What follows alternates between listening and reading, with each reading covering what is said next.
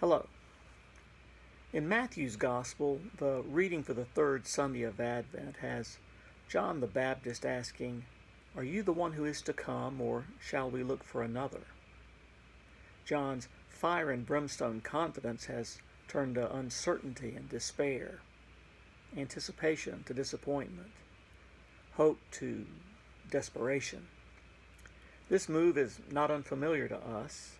We've all had the experience of charging ahead with our dreams and plans, marching forward with optimism about the future, only to be caught up short, whether by disease or loss of employment, or with the death of a loved one, or the loss of a relationship, or any of 1,000 other things that cause us suddenly to stumble and lose our confidence and question our faith.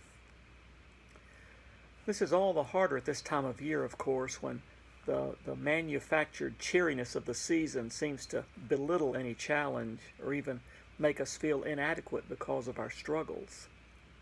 But John's question may be just the thing we need on the third Sunday of Advent, the day marked in some traditions with the pink candle of joy, because it introduces the reality that even while we anticipate the birth of the Christ child and give thanks for that gift, yet still things can be difficult in the meantime.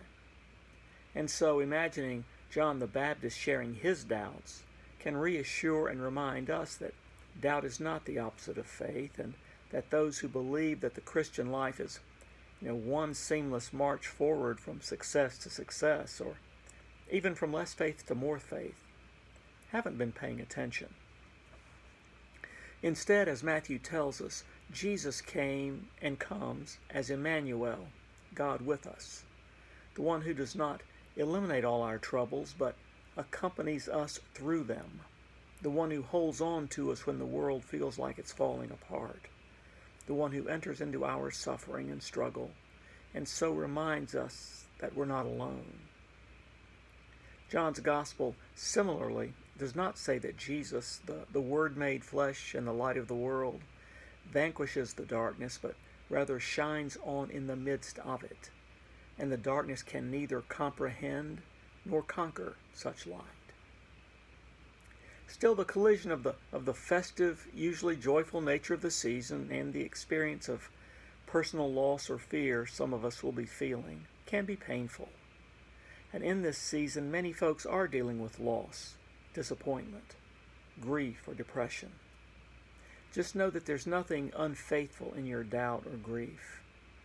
Just as importantly, remember that the God we know in Jesus, Emmanuel, not only understands our pain and loss, but accompanies us during these times.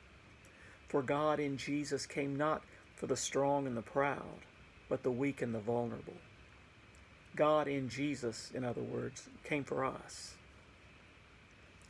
As we anticipate both the celebration of Jesus' birthday and Christ's return, we not only wait but prepare.